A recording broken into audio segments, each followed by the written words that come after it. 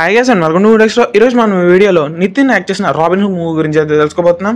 Actually Venky and Nithin combination లో last time Bheeshma movie వచ్చింది, అదైతే బాగుంటది. ఆ రేంజ్ లో ఈ రాబిన్ హుడ్ సాటిస్ఫై చేసిందా లేదా అన్న విషయాలన్నీ మనం ఈ వీడియోలో అయితే డిస్కస్ చేద్దాం. అండ్ అంతకన్నా ముందు మన ఛానల్కి ఎవరైనా కొత్తగా వచ్చింటే కొంచెం సబ్స్క్రైబ్ బటన్ నొక్కేసుకుంటే మొదలు పెడదాం.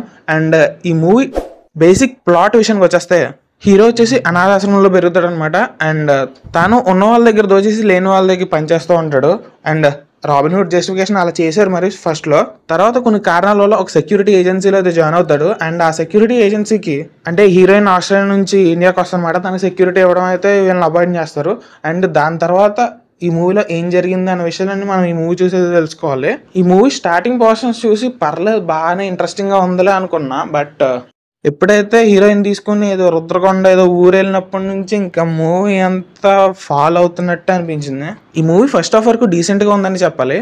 ఈ మూవీ స్టార్టింగ్ పోర్షన్ లో చూపించిన robbery scenes and hero main motto అంతా బాగానే ఉంది.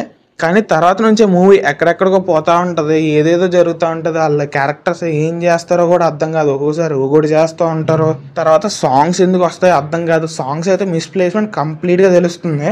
అండ్ సెకండ్ హాఫ్ విషయానికి వచ్చేస్తే అక్కడ నుంచి అస్సలు నరకం ఏంటో మొదలవుద్ది.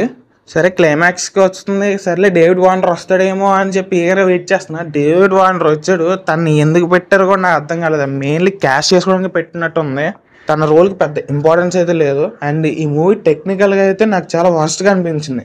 అది కాదు, అసలు నితిన్ డబ్బింగ్ మధ్య మధ్యలో మారుతూ ఉంటుంది. అంత సిల్లీగా ఎలా తీసారో నాకు అర్థం కావట్లేదు మరి అది. అండ్ ఈ మూవీ సినిమాటోగ్రఫీ అయితే బాగానే ఉంది. అండ్ బీజం అయితే నాకు అసలు ఏం అనిపించలేదు. సాంగ్స్ అయితే కొన్ని డీసెంట్గా ఉన్నాయి అంతే. సో ఇదైతే నాకు పెద్ద అంతే ఏం ఎక్కలేదు.